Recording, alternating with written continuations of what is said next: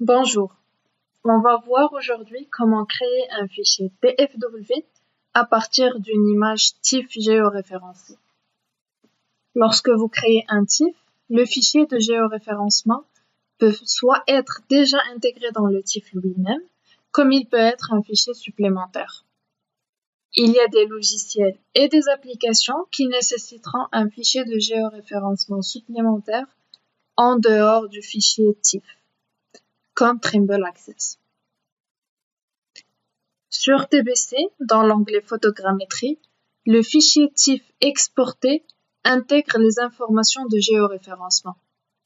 Il n'y a donc pas de fichier supplémentaire. Et si je prends ce même fichier et je le mets directement dans Trimble Access, je vais obtenir un message d'erreur.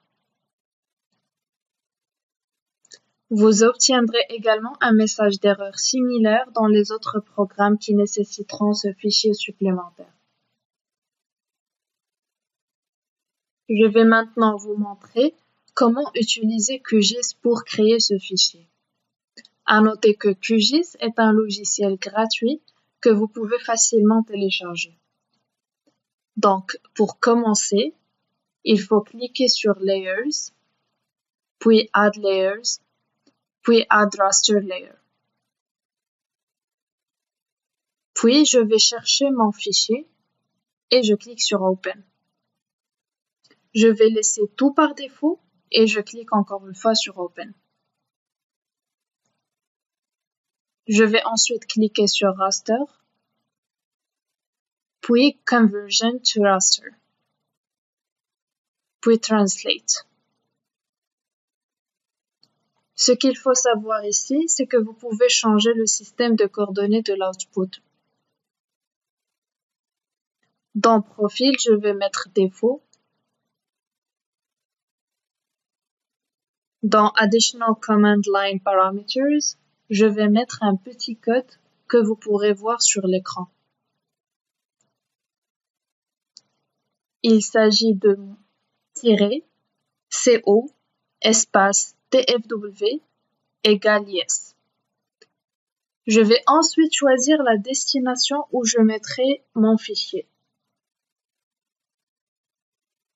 Pour faire simple, je vais juste le nommer File. Puis je clique sur Run. Et maintenant, j'ai mes deux fichiers, TIFF et TFW.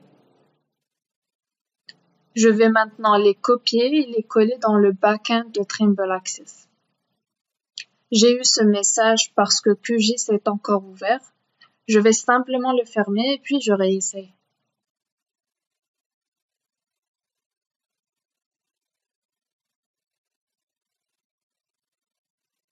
Donc, si j'ouvre Trimble Access maintenant, je remarque que mon fichier est chargé directement en bon emplacement.